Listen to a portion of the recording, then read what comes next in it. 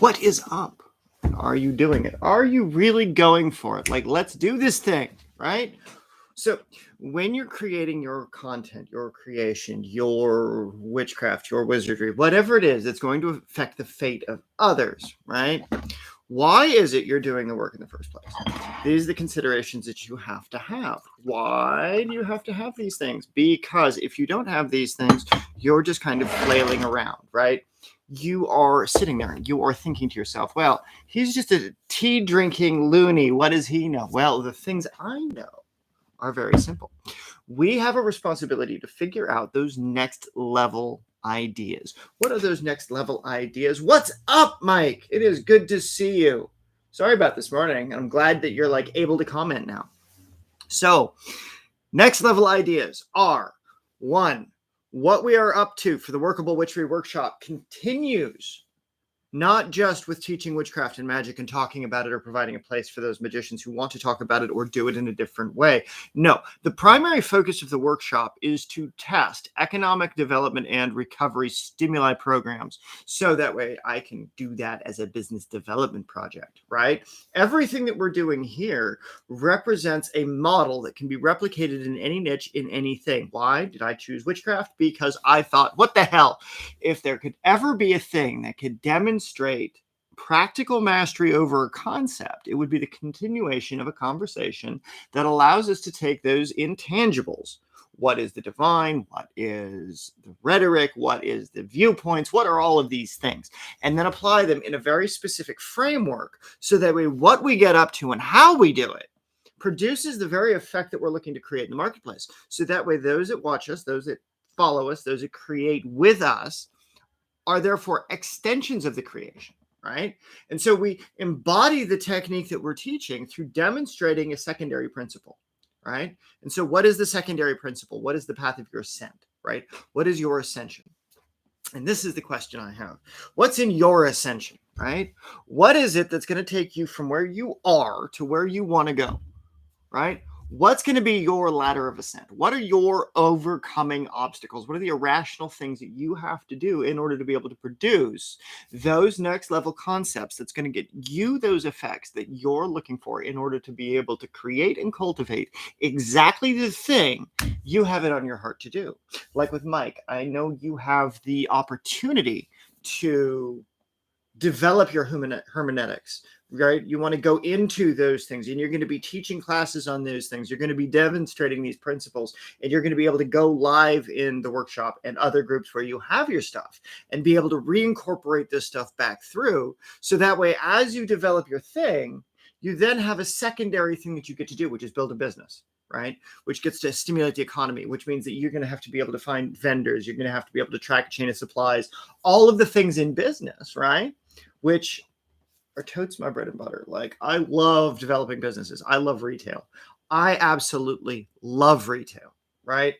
Going into the shop every day that I had was an absolute wonder until my back gave out and then I wasn't able to walk very much. So that's why I'm usually always sitting, is because if I stand too much, it's like a crippling pain in my toes go numb and then I want to fall over. So these are the things that I got to be careful of. So how I deliver, how we cultivate these kinds of things within the opportunities that we have available to us. You've got a camera, you've got a computer. We have these things that we can do, right? And so what is the thing that I want to do is I want to create a tea room, right? Why? Because I like tea. It's delightful, right?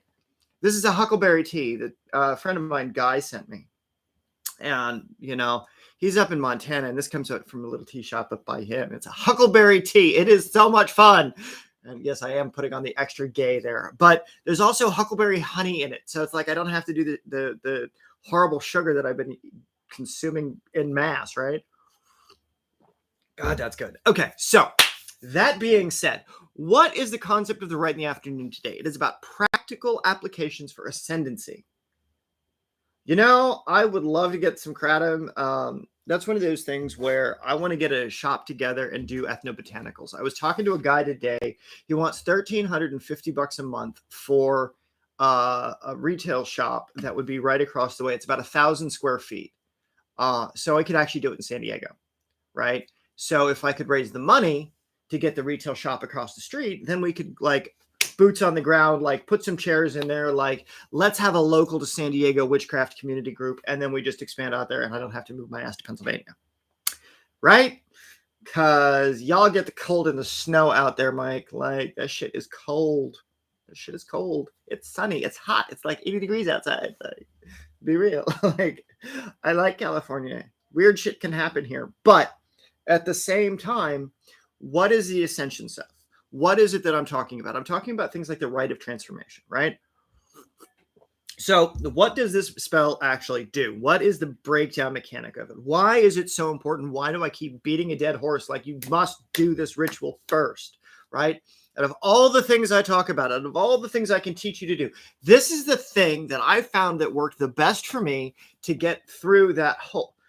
California is expensive for me too, buddy. It's the thing that gets through the bullshit, right? Like, you want to have energy to be able to cast a spell. You want to be able to have that ongoing, like, I've got the fire to do this, right?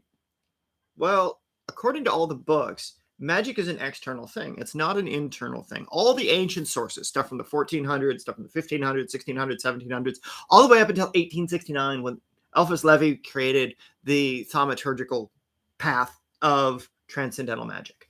That stuff is fire. However, it fails to compensate for the lack of energy that flows through the human body, especially in the West, because the West is stupid. We as a collective are dumb as shit. This is why studying Asian magic, this is why studying Hindu magic, this is why studying Indian magic, this is why, like, the folks in India, Hindu magic, like the yogis and the stuff like that, the mysticism, the sacred teachings and the paths, all of those things are just as important, because if we don't understand the way that the energy moves through the body, with the Western world creating an externalized idea of God, God cannot be us, right? Well, the cultivation of the divine, the connection to the higher planes, the ascended masters, those kinds of things, those kinds of interactions are just as important for us to be able to figure out how to cultivate and how to give word to. So that way, as we give word to it, we express those higher principles. And by expressing those higher principles, we can then feed it back into the marketplace and to be able to cultivate physical, tangible things. Why do I say this? Is because I can teach you how to build a business, right? I can teach you how to build a business in about a week. We could go through it about 5 hours a day for a week if you wanted to. Otherwise, we'll go through and we'll develop things slowly, right? Like, there's going to be the spiritual side of my adventures, which is the spell of the day, the workable witchery, right? And then I'll get another channel going where I'll start talking about business cultivation, right? Email cultivation, email copy, all of the things that people in the high up world of business are doing and knowing and that we're not, right? Because what we're not doing matters, because it's the stuff that's not getting us traction. If you're sitting there figuring out, well, how are you going to make rent? What are you going to do to make rent? Well, this is what you will do to make rent. This is what you will do to make money.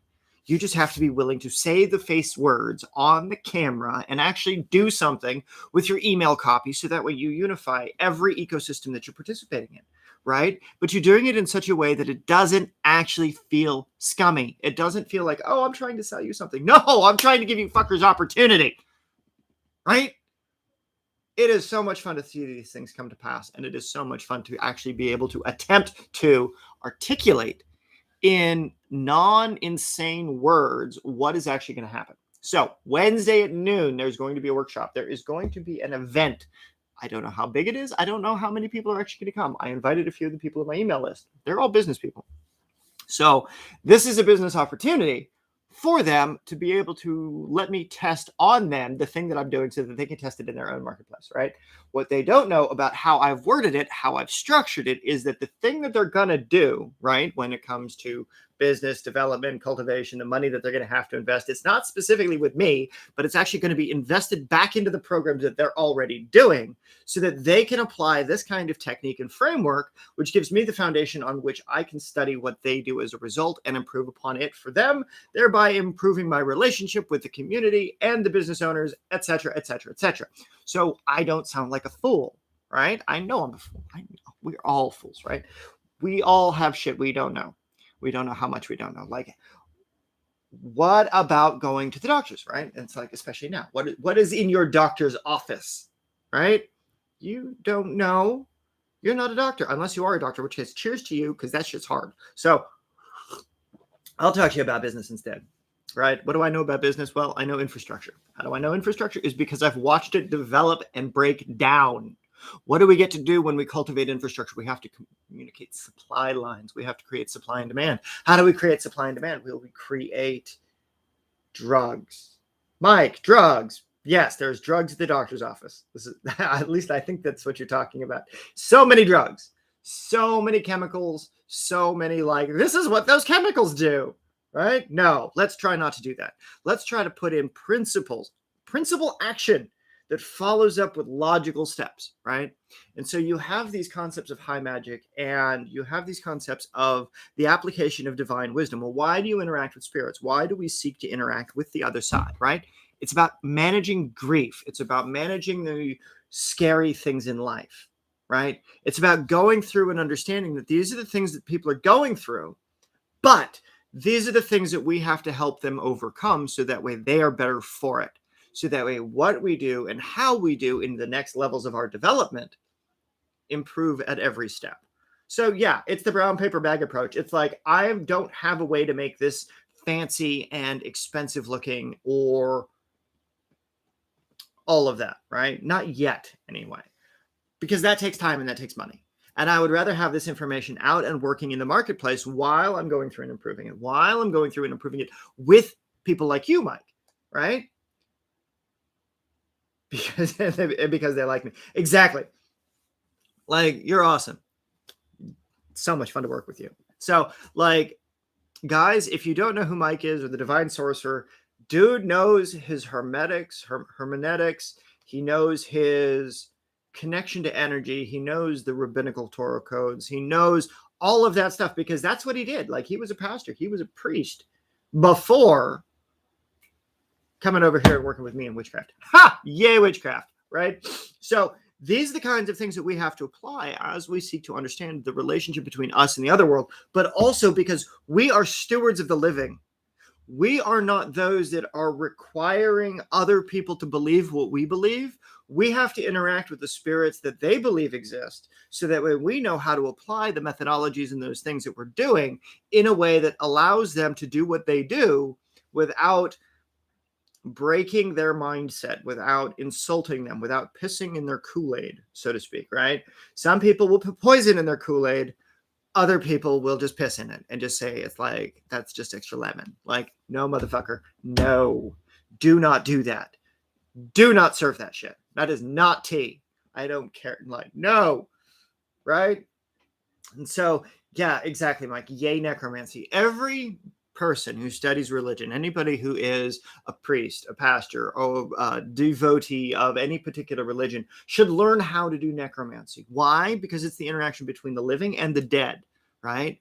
Is it dangerous? Yes, it's dangerous if you don't have controls. What are your controls? You know where you start and you stop, and where they start and they stop. If they're outside of those conditions, then you should not be dealing with them. You should dismiss it as, if you didn't invite it into your house, that shit is just synchronicity, and that's just okay, and you're just going to have to roll with it and fuck it off, right? If it's invited into your space and you're working with it in your space to do a thing specifically that you set up and arranged, then great. That's something viable that you can work on, right? And this is why I think having a brick and mortar would be so amazing, again, to go into person, where in the morning we do this thing, in the afternoon we do this thing, in the evening we do this thing, right? So that at every turn, there is some time of day where an individual can come in, and they can come in and go to those classes. They could come in and talk about, right, an academy. What is an academy? An academy in the old days used to be a collection of people that would get around and discuss. They, through their discussions, would be able to create. And from that creation, there would be a period of implementation. There would be a period of study. There would be a period of, let's learn these things. Let's discover these secrets. Let's cultivate the relationships of these things so we don't sound like we're lunatics. Right. And that's the thing about the whole, like, keep secret what you know. Like, you keep secret what you know when you don't know. Right. Because you don't know. And if you know just enough to get you into trouble, like I know plenty enough to get me into trouble. Right. But what I need to know is, I need to know how you're doing it. I need you to talk to me. What is your thing you're working on that you are finding a stumbling block for? Right. This is where the path of ascension comes through. This is why the rite of transformation is so important as early as you can get it in your practice, because it will change your body energy. It will align you to the 7 sacred fluids, according to the material that's in the Hidden Way Across the Threshold. It will connect you to the 7 principal bodies from this really obscure text that I'm reading, like it's called Magic, White, and Black. Okay? Or The Science of Finite and Infinite Life, containing practical hints for students of occultism by Franz Hartmann, right? This book is one of those that comes out of the 1800s originally. It was written in 1890. So where I study The Hidden Way Across the Threshold, which is a book that comes out of 1887, right? I was actually able to get my copy from 1887, and I don't have to do like this. This is a fantastic supplement to those people that are actually working on shit. And this one was great because it was only like 10, 12 bucks, right? Forgotten books, right? The study of magic from the 1800s, before Crowley got his hands on it, before he was even doing witchcraft, right? And fucking it off with the Golden Dawn, and before the fraternal orders came along, and Israel Regardie started putting out that shit, and before Spare, and before Gardner, and then the affluent Wiccan market, right? And so this is why going back through, right? If the magic benefits someone else, it's white magic. If it hurts someone else, it's black magic, right? That is the definition according to this, right? There's so many fascinating things about this book. Like, I just absolutely love it. Irrational forms produced by nature are perfect expressions of the principles they are intended to represent. Rational beings are only the disassemblers. Each animal is a true expression of the character represented by its form, only at the point where intellectuality begins, deception commences. Each animal form is a symbol of the mental state which characterizes its soul, because it's not itself the arbitrary originator of its form, but the rational man has in its power to create if he prostitutes one principle in a form for another. The form will gradually adopt that shape which characterizes the prostituted principle, of which, in the course of time, becomes the true expression. What does that mean? That means we can make objects do something we need them to do in the form we need to do them, because we are putting that energy into those forms that we are making. Thus, the path of creation, right? So, rationality. How does this link to this? To do this, to do this, to do this. Oh, these are the principles that we use in order to be able to cultivate magic, right? These things are just jars of dead materials, right? To the individual that just picks these up, they're like, okay, well, that's neat. For me, I call forth the gate of Virgo. I call forth that which is and that which is not, that which is through the path of heaven, open and yield before me, so that this becomes the anchor as to that which I need, right? And then for me, all of my hair is standing on it, right? Or at least, the chi flow from the earth upwards, right? Like, I can feel that shit because I'm making the conjurations. I am prostituting this to form as a functional effect. It is the receptacle vessel. This is receiving my will. Therefore, it generates inside it the effect that I need. And so these are the principles of alchemy. These are the principles of, okay, so now how does that relate to business? How does this principle over here relate to the lower world, relate to the everyday? Well, I mean, you could take this pen, for example. Why does this pen write better than, say, for example, this pick, right? Well, this pick works great if you're doing it in certain materials. This one works better if you're using it on other materials, right? Each one has their own specific purpose. Each one is required for a specific set of things, because if you try to write in clay with one of these, you're going to ruin your pen and you're not going to be able to write on paper or write in the fine, fancy calligraphy, right? And so being able to have the knowledge and to be able to transmit between one object and the other as simply as you possibly can, so that way, these are the things that we're doing, these are the things that we need to be doing, these are the things that you should be doing, correcting those mistakes and those imbalances, so that way what you do is actually what you're intending to do, right? And so therefore that becomes an actual vessel of the planetary energies. This becomes an actual conversation that we're having based on a principle of business as well as the higher mind, right? So we are actually implementing higher principles of spirituality, intangible concepts, but we are putting them in such a way that you can digest them. And because you can digest them, that means that you're going to go out and stimulate the economy. You're going to go out and stimulate the infrastructure, because I hope you buy a book like this from the 1800s. Why? Because it's information that you're not fucking with now. People don't write this way anymore. People don't think this way anymore. Because if they did, sure as shit, the internet TikTok witches movement thing wouldn't be as crap as it is. Because it would be providing original content ideas from a couple of hundred years ago that's been worked through the mill of modern technology. What is your experience of these things now? They were doing this 100 years ago. What are you doing with it now? 70 years ago, 50 years ago, 40 years ago, 30 years ago, right? All of this shit is regurgitated crap that was made up from people that weren't working with original forces. What do I mean by original forces? I mean they're not working with the energy outside of themselves in as direct alignment as they can. No, they're working it through a current, through a behavior of energy that exists inside of themselves or inside of a closed system such as Wicca or Gardner's version of it, or the OTO, or the AA, or whatever it is, like whatever fraternal order, whatever society it is, whatever closed tradition it is, whatever those things are, right? We have a responsibility to be able to unfuck our own energy from creation and to be able to divide ourselves from creation so that we can interact with the singular collective. And through our collective understanding, we can go back as a singular and talk to the collective and say, okay, well, this is the experience that I have when I work with this energy.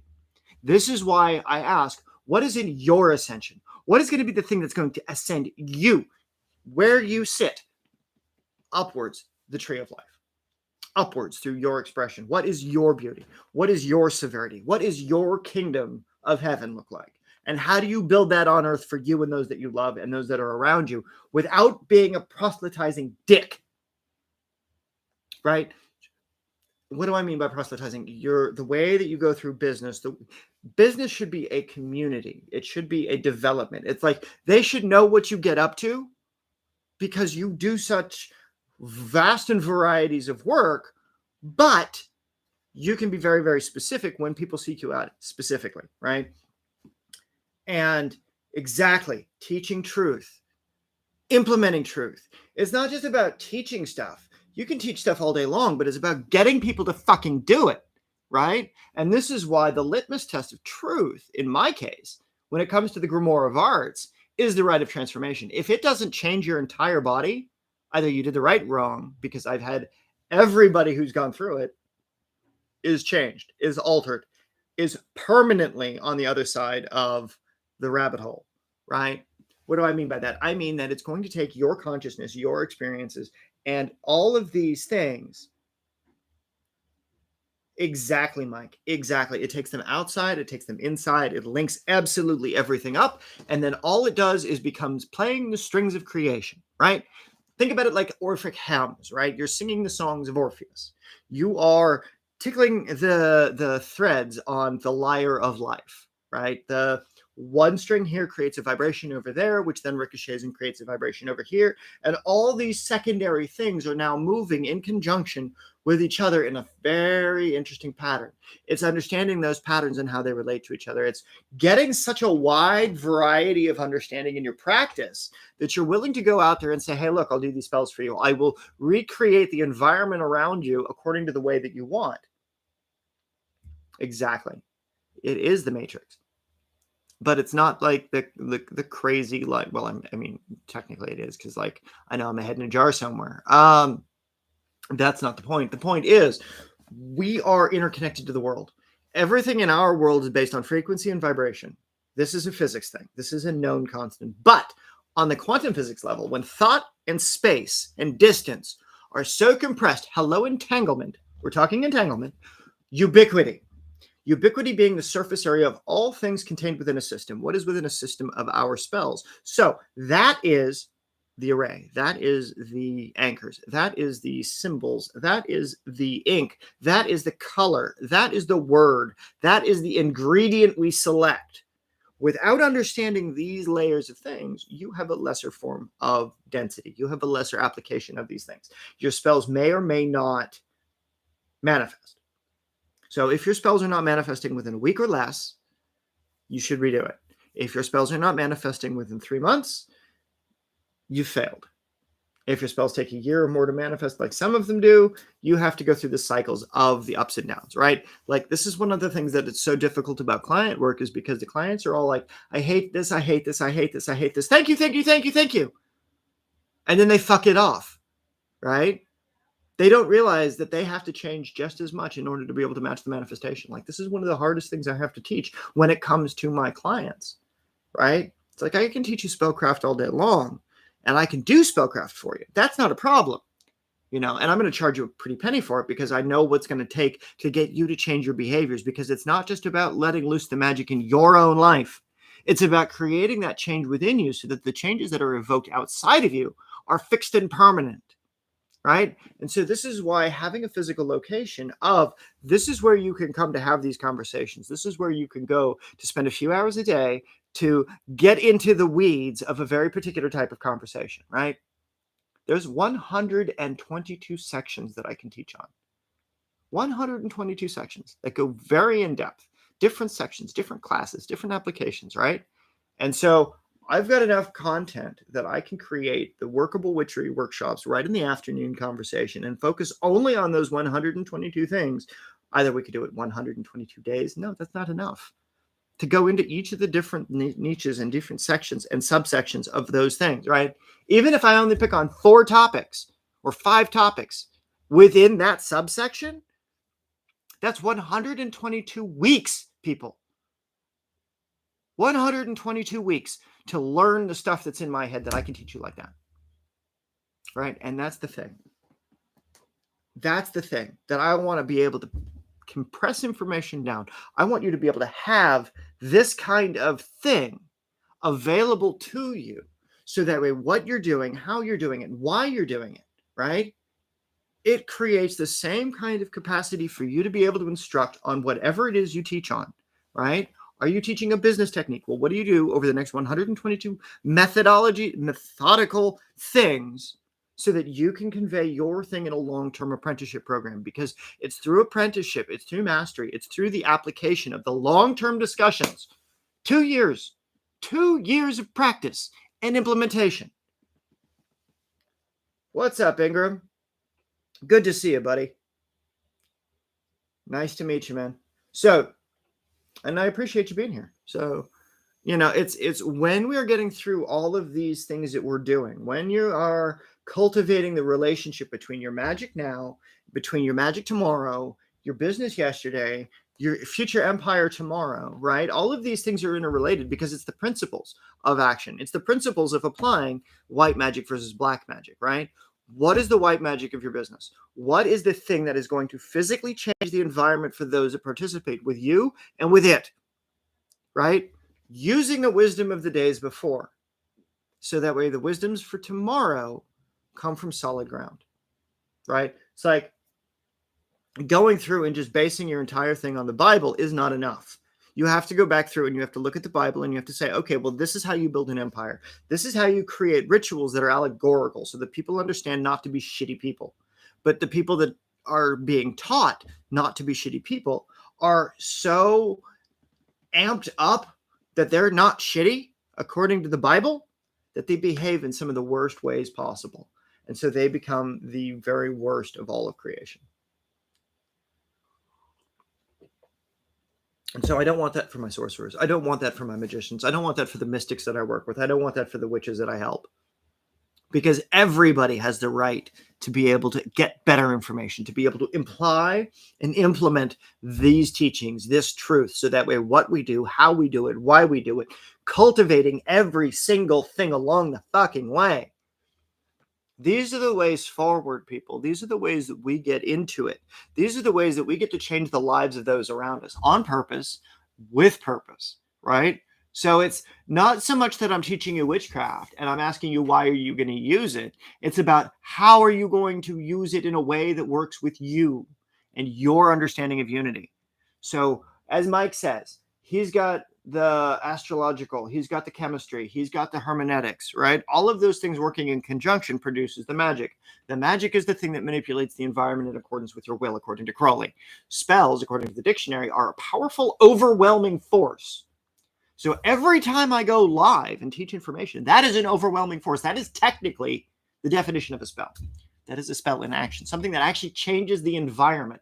You're changing your environment when you apply these techniques. You are changing the economy when you buy these books, when you explore these resources, when you light these herbs on fire because you have to grow these herbs. There has to be transmission from the earth to the tree. There has to be care of the tree. There has to be the parasites taken off the tree. There has to be the harvest. There has to be the drying. There has to be all of the infrastructure to be able to get you to produce these ingredients. And from this production of ingredients, then you have the next levels of things that you can do, right? Then you have the things. Okay, so you've got the tea trees. All right, great. Now you have the huckleberry. Great. Now you have the bees. Great. Now you have to make the honey. Great. Now you have to package the honey. Great. Now you have to get the FDA to like approve your honey. Great.